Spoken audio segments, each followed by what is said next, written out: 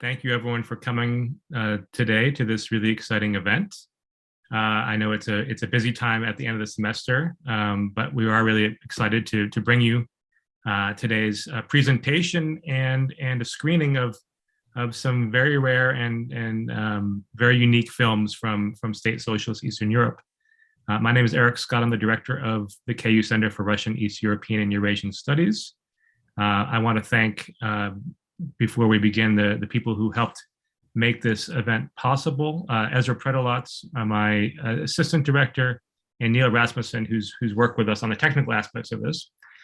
Today's event will, I think, really lend itself to the Zoom format because we're going to be going back forth between presentations and film excerpts.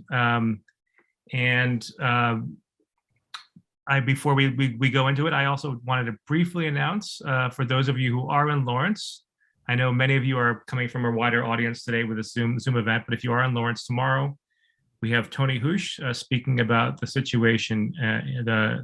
He's the head of the American Chamber of Commerce in Poland, and talking about how Poland is being impacted by Russia's war against Ukraine and the refugee situation there. And then next week, a week from tomorrow, we have our annual Spring Festival in South Park in Lawrence. So all are welcome to attend both events. Today I have with me Ksenya Gurshtein and Sonia Simoni, who are presenting their extremely, just released new volume that they've co-edited called Experimental Cinemas in State-Socialist Eastern Europe. And this is a really exciting volume in that it brings together scholars from a range of disciplines. It looks at case studies from a range of countries, including Bulgaria, Czech Republic, former East Germany, Hungary, Poland, Romania, and the former Yugoslavia. It's a really interesting and engaging look at the phenomenon of experimental cinema behind the Iron Curtain, the forms experiments took, who was involved in undertaking these experiments, what the stakes were, and why. And so this is a sweeping new book. I'm going to put in the chat the link if you're interested in purchasing it or learning more about it. I think after today you'll get a taste of what is covered there, but only a taste because it is such an ambitious work. Our two presenters are one is from relatively nearby. One is from the other side of the Atlantic. Ksenya Gurshtein is the curator of modern and contemporary art at the Ulrich Museum of Art in Wichita State University. So a Kansan. And she is also a Great Plains Fellow at CREASE.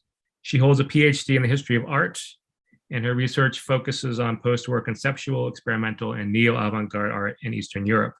Her scholarship and criticism have appeared in the scholarly journals, popular magazines, exhibition catalogs, and online. Our other presenter, Sonia Simoni, is joining us from Belgium, where it's rather late at night, and will be midnight by the time she's finished. She's an independent scholar working on the audiovisual cultures of socialist Eastern Europe. She completed her dissertation at NYU's Department of Cinema Studies, and her writings on both popular and experimental film have appeared in a number of art magazines, edited volumes, as well as academic journals. So I'll now turn things over to Ksenya and Sonia, who will be, I believe, introducing the program for this afternoon, and then taking you on a tour of the experimental cinemas of East Central Europe. All right. Can you hear me? Okay. I guess I'll go first, and then Sonia and I will go back and forth talking. We'll only talk for 10 to 15 minutes to introduce the book as a whole and give you a little bit of context for the screenings that are going to be kind of the lion's share of the event.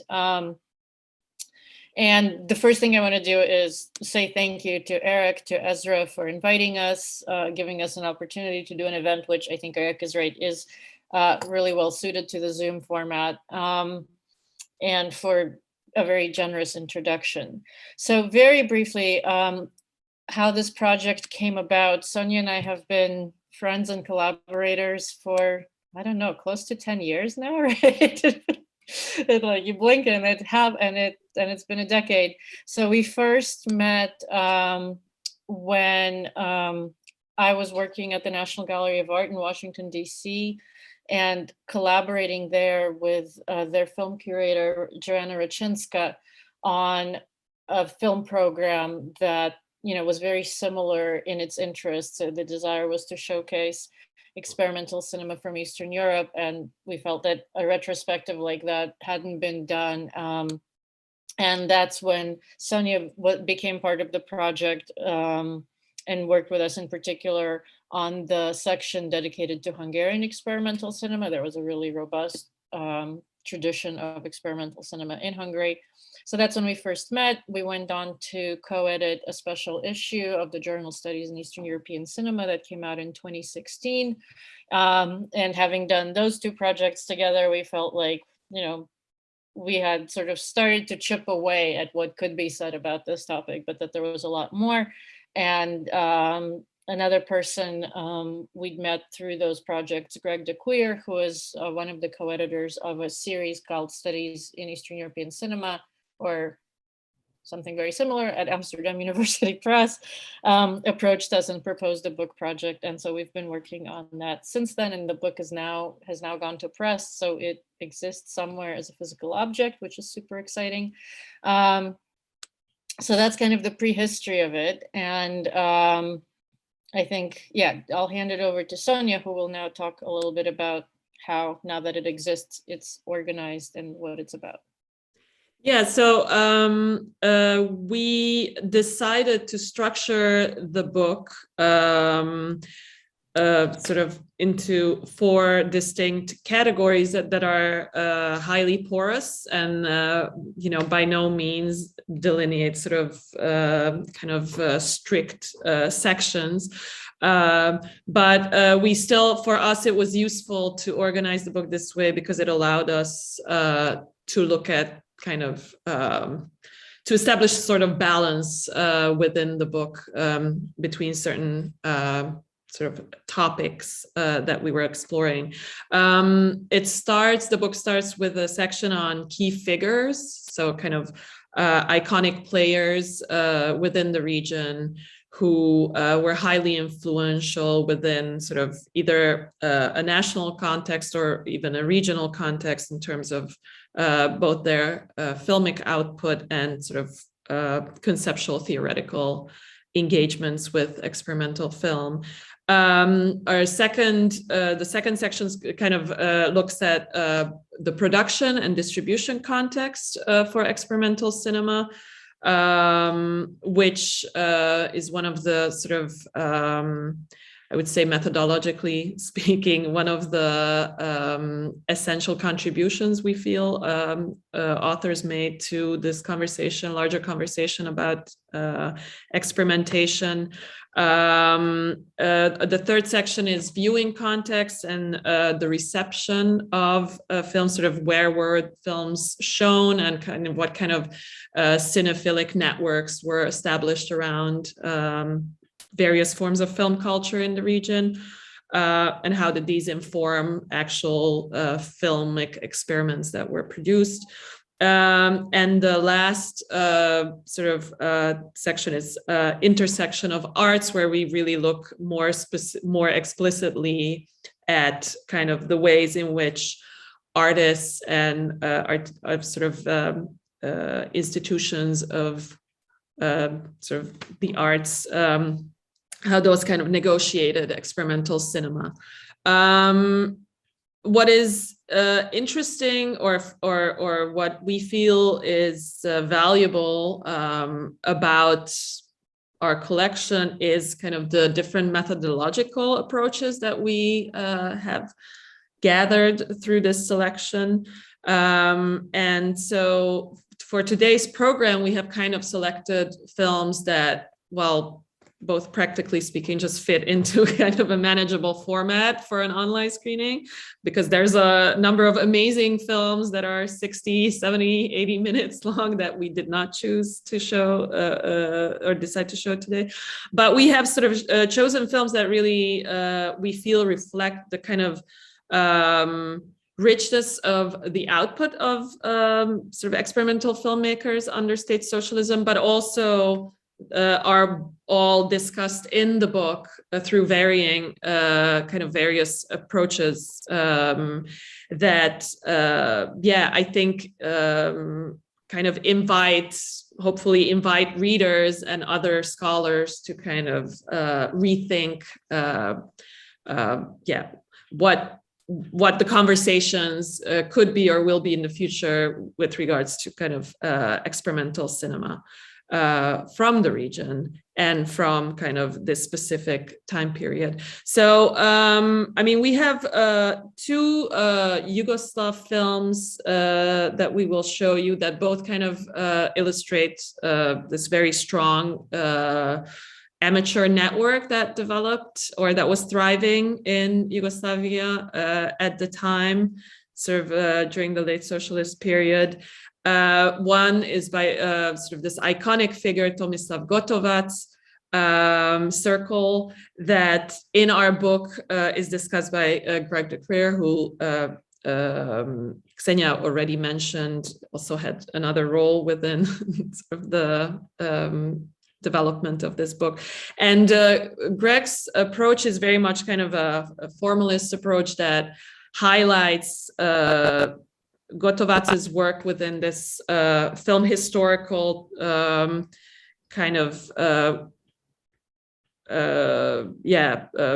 the motif or the trend or the kind of like the genre of the city film, whereas the other film by Vukica Gilas, Home Movies, is and Gotovac is sort of this iconic figure who has been celebrated sort of both film historical context and art historical context, whereas Vukica Gilas's film Home Movies is a fairly recent quote unquote discovery that scholar Petra Belz kind of approaches from whose work Petra Belz approaches from a feminist perspective, discussing the role of women filmmakers and sort of, you know, the challenges they faced within the amateur networks within the Yugoslav context. The third film that I want to highlight is actually one that I discuss in my contribution to the book, and it's Andre Toth's sort of filmed performance that had a fascinating production and kind of distribution history, because it was banned but still made it to various screenings in Western Europe or a couple of years after it was allegedly banned. I very ambitiously sought to untangle this kind of mystery and failed. And we can talk about that failure because, you know, maybe that is the most important or interesting part of my attempt. But either way, I think what the point of showing Toth's film is just to also emphasize the richness and the diversity of the ways in which film was being used by the neo-avant-garde artists, across the region, but in Hungary specifically. I don't know, Ksenia, if you want to add anything to that or just... Yeah, so, and then the fourth film, and just so people know what's coming, not everything is going to be in excerpts. The Vukica Gilas film we're only showing an excerpt of. Everything else is actually short enough that we're going to be showing it in full. And like Sonia said, we were aiming for kind of diversity of approaches and styles and contexts in which films were made. So the last film we'll show is a 21-minute documentary by the Polish filmmaker Wojtek Wisniewski, and that's an example of another thing that gets discussed a lot in the book by several authors, which is cases whereas Gotovac and Gilas were amateurs and Toth was working in a professional film studio but was not a professional filmmaker. Wisniewski is an example of somebody who was trained as a filmmaker, had his entire career as a filmmaker, and found a studio in Łódź in Poland, the educational film studio, where he was able to kind of work with, and you'll see this very easily in the production values, he was able to work with the resources of a professional film studio, and make things that were, very experimental, but still, and very critical of the socialist world around him, but were still sort of funded and supported by the official system. And I will say, and sort of, before we go into the screenings themselves, I'll just add that the sort of, if there is one big methodological or conceptual takeaway and point that we felt was really important about the book and what it contributed beyond kind of like raw facts about a whole lot of people that, otherwise just may not be very well known, at least to English reading audiences. But conceptually, the big contribution we felt like we were making to a much larger body of scholarship has to do with how culture is remembered and understood under socialism, and how the Cold War narrative of, these state socialist countries in which there was, bad official culture and good unofficial culture, bad official artists and good underground artists, how inaccurate that is. It's not even bad or wrong, it's just really inaccurate. And we felt like the scholarship supports that the picture was much more complicated, and what you had were, creative people who were often critical of the world around them, but who often found ways to integrate themselves into various kind of cultural infrastructural systems, like the amateur clubs in Yugoslavia, or like the professional studios in Hungary and Poland that are discussed in the book.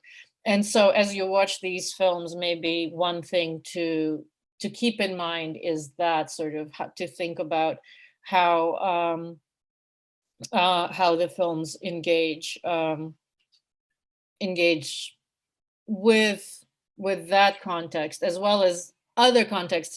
For a lot of these filmmakers, Sonia used the word cinephile, and you'll see that in the Gotovac and the Giles. I mean, a lot of these people profoundly loved film, and that comes out in the movies. Like, they were making movies because they loved watching them, and there were homages and there were connections, which again sort of, but immediately I feel like dovetails with the narratives of, larger Cold War stories of like, there was no access to Western content, right? Or there was this kind of, in fact, there was, and people had very complex relationships to that content.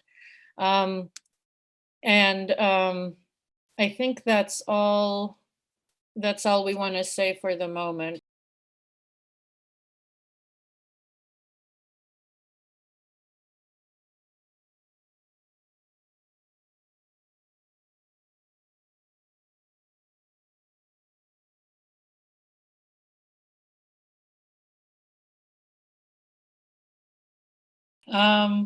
So I see that it looks like there are maybe comments and questions. Oh, no, it's people. Okay, I see the comments in the chat. This is a good time if anybody has questions or comments. We would love to hear them and answer them. I have a couple of questions while we wait for others to write questions in the chat.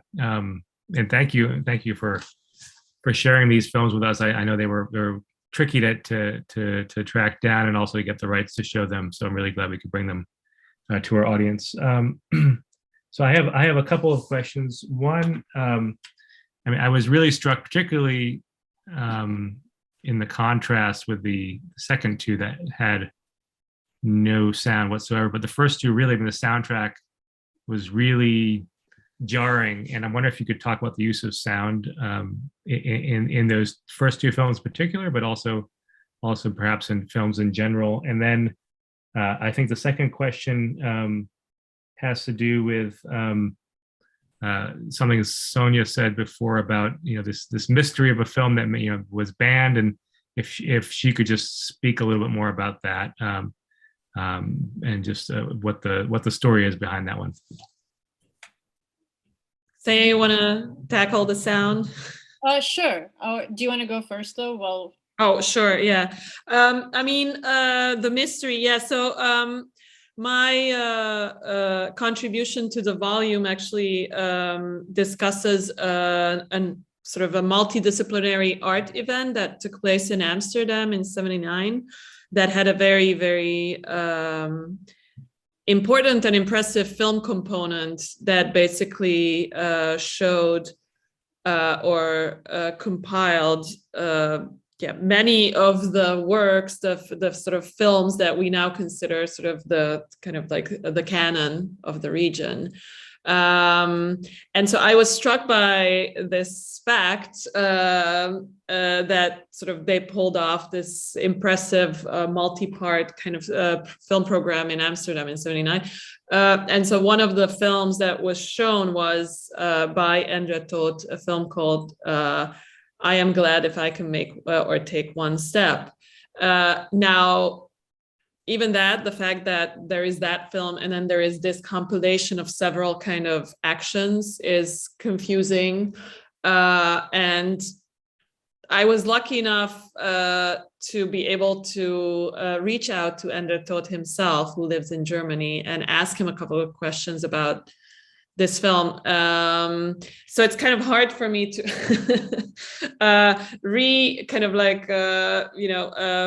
recount the many steps I took to reconstruct how the film got to Amsterdam. Point being, I'm fast forwarding to talking to Endre Toth. He could not help me answer several questions.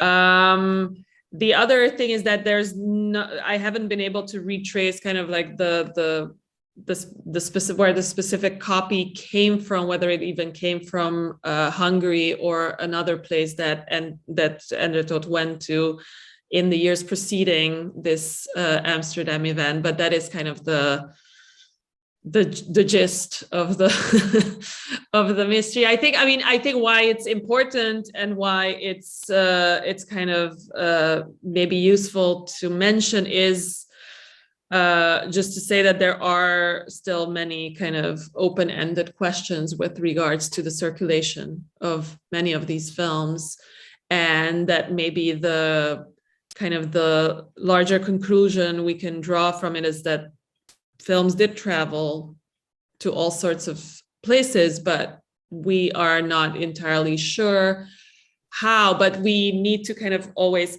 keep in mind the fact that films were smuggled, films were shown abroad, and then a print stayed somewhere abroad, was later kind of like passed along to a different, geographical location or person, and that this kind of system is something that has not been really mapped before, but would be very interesting and important, I think, to map if we're talking about kind of film culture and the way film circulates in general. I mean, for experimental film specifically, I think it hasn't really been mapped. So that is the kind of the mystery and maybe the larger idea behind sort of, just like, I guess, a broader relevance or something. Now, I could go on about all the other questions I had for Endre Toth, but maybe that should suffice for now. That's great, thank you. And related to that, I just want to draw your attention. There's another question in the chat from Maria Vinogradova about the Hi, Masha. Hi, Masha. Sort of your efforts to complicate the divide between the bad official artists and good unofficial artists, and perhaps this connects to this discussion of whether a film is banned or not, or smuggled or not, and whether that matters as much as maybe we think it does. And so I just want to make sure that the two of you have a chance to answer that question in the chat. Well, I think while Sonia gets a chance to read that question, I'll answer your question about sound. So yeah, sound is really important. And I think all the more so with experimental cinema. And so again, in kind of seeking to diversify the approaches in the book, one essay that I think is particularly unusual for a volume on film that we have that is not represented in the selection of films we showed, but the scholar Seth House writes about multimedia events that took place in East Germany, which had some of the most sort of restrictive parameters on what could happen culturally, and about the importance of sound and the way that silent film was, 8mm films would have been shown in the context of live jazz performances. And it's a very kind of bold and challenging task, right, to reconstruct a sound-based event from like 20, 30 years ago. But Seth does it, and I think does as great a job as anybody could with that. So there is some discussion of, the significance of sound for the two films that we showed. Yeah. And again, as with so many of these films, the kind of the fun part is figuring out how much of the aesthetic was dictated by logistical constraints and how much, and then what people did with it creatively. So they're both, in the case of the Gotovac film, I think it would have been silent 16mm. In the case of the Gilas, it was silent either 8 or Super 8. So they're both working with film formats that don't allow for the recording of sound. And so the superimposition of sound was a way that a lot of experimental filmmakers, not just in Eastern Europe, solved the problem of the fact that the technology didn't allow you to record, live sound. The sound in the Gotovac film is original, and it is, as you point out, Eric, it's really important. He was an avid lover, Gotovac, of American culture. And so the reference to the front title references an American musician, and the soundtrack is, I believe, Count Basie, Moonlight Serenade. So those were, that was a soundtrack that he chose himself. And that was, but then the visuals, so the subtitle is, one of the subtitles of the film is Yutkevich. So he's referencing a Soviet filmmaker, and the way, so what they're doing in the film, I don't know how obvious that was to people, but it's a person standing on a skyscraper, just going around and around and around in a single 10-minute take. They were sort of strapped in with belts so that they wouldn't fall off the building.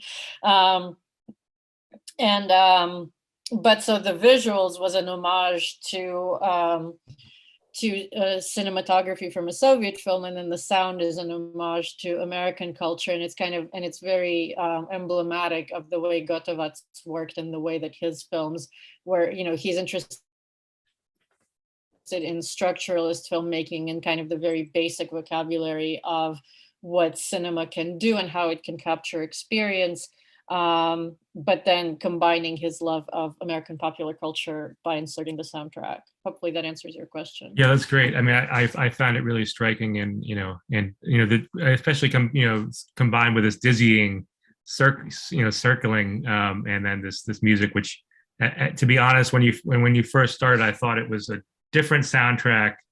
Not when it had that sort of very, very beginning part, and then really sort of combined to create a very disorienting and discombobulating effect. There's another question in the chat too about, I want to make sure you have a chance to talk about official versus unofficial, but there's also a question in the chat about when Wisniewski made this last film you showed, which was also something I was wondering about. I'm guessing it was more recent, but if you could give us a sense of the context of when it was made. Sure. So to Masha's question, so sort of how did our understanding of the balance between the, sort of bad official and good unofficial evolve working on the book? I think, and Sonia can speak to her experience, I think by the time I came to the book, I already had a strong feeling that narrative was inaccurate, and a big point of doing more and expanding the research we'd done earlier was to kind of build on that. I think, by the end of the project, my feeling was that it's not a completely meaningless distinction, but that there was a lot of, it was a range. There was a lot of gray in between. I mean, you did have, portraitists who were only painting members of the Politburo or something, right, on the one end. But outside of that, my sense is that a lot of creative people, and a lot of people, you know, Masha herself works on sort of amateur or semi-amateur filmmakers, and a lot of that sort of quote unquote regular people, or people who worked outside of, again, the main big film production houses, existed somewhere in that gray space where they still lived in this socialist world, and they didn't, oppose every single thing that it stood for, every single value. They were not like systematic dissidents who just wanted to dismantle the system. They were looking for ways to work creatively within that system. So for me, the interesting work being done by scholars in the book is figuring out like what were the opportunities to do so, and the way that working on this project especially has inflected my own thinking about the world at large is like sort of coming to realize that living where I am in this moment, in a capitalist system, I work in the arts, we're constantly hustling for funding for the arts. Like I've come to feel like my situation is fundamentally not that different, right? We exist within these constraints. Our constraints are different from theirs, but the creativity comes from figuring out how you work within that system. But I'm sure Sonia will have her own answer. No, I mean, I think that's pretty much I think it's our joint answer that yes, this was a key concern of ours when we started working on the book. But I think there's also this question of this is maybe where it's interesting to, again, kind of reference those artists and filmmakers who are still alive, who then also can reflect back on those times, and how that reflection or that kind of introspection does sometimes still work with kind of a dichotomy that we're trying to dismantle or undo or nuance or complicate. Yeah, but and I think to add just a little bit more, you asked how has your understanding of the balance between the two evolved through working on the book. One thing that I think you get it because we're dealing with 7 countries and about, a 30-year period, it does become so important to have like really specific local context in place and time. So yeah, I think any kind of one big narrative just goes out the window. And last thing I will say on this point is that to me, it felt very gratifying towards the end of the period when we were working on the manuscript. We came across this project and a large report, and I'll plug it because I feel like it's such a valuable document for researchers in our area. It's called New Exploratory Phase in Research on East European Cultures of Dissent, joint review report. Trying to see what year it came out in the last few years, but it was like a preliminary outcome of this large kind of a pan-European or research project on cultures of dissent with participants from all over Eastern Europe as well as Southern Europe, which I thought was really interesting. And it felt very gratifying sort of after we'd been working for years on this project to realize, which we didn't know before, that there was this whole network of researchers in the region coming to essentially the same conclusions, like sort of what their big focus is this idea of the gray zone and looking at multiple case studies across multiple areas of cultural production and coming to the same conclusions that we are kind of methodologically. And that felt also very sort of validating, like it wasn't just us, but the field as a whole, like cultural studies, people are sort of over and over discovering this point, even if I still like feel like it hasn't filtered into the popular consciousness nearly as much as it should. To answer Ioana's question, hi Ioana, the film was made in 1975, and I wish Masha Spolberg was one of the attendees a little while ago. I think she's left. She wrote the essay on the film in the book. So, and you said, I wonder about the film's dialogue with the years when it was made. So I Masha would have been the perfect person to speak to this. But my sense from reading her essay is that this is a great example of, so Wisniewski, who died tragically young, but working for the educational film studio.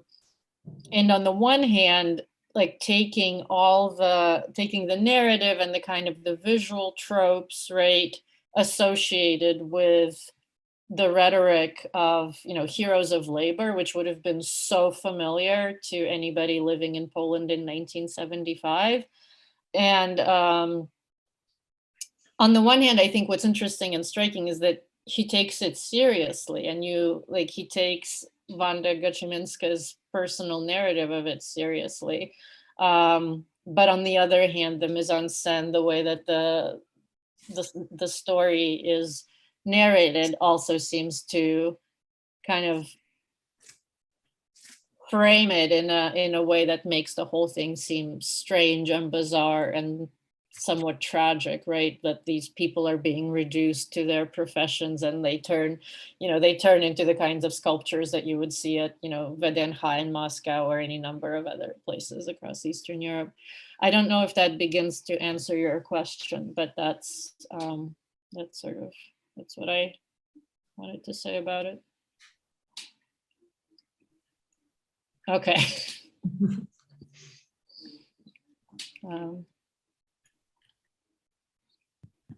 Well, we're just a couple minutes past 5 o'clock, or a couple minutes past midnight in Belgium.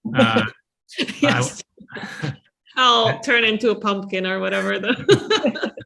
We're not the orange, so it's begun. Yeah, the process. I'd like to thank Ksenia and Sonia for a wonderful presentation. I encourage everyone to go out there and find the book. I got the sense that we really only saw the surface of a much deeper and more far-ranging study. So thank you both for your presentations, for joining us today virtually and connecting with the CREASE community. We're going to make the recording of the conversation available for anyone who wants to watch, because it is now a busy time of the semester, and we'll be sure to share the link when we have that. Thank you everyone for joining us live today, and look forward to seeing anyone who's in Lawrence at tomorrow's event with Tony Hush, and next week with our Spring Festival. Ksenia, hope to see you in Lawrence sometime as well too. And Sonia, if you can make it, although you have a longer itinerary. Somewhat longer, yes. All right, thank you both.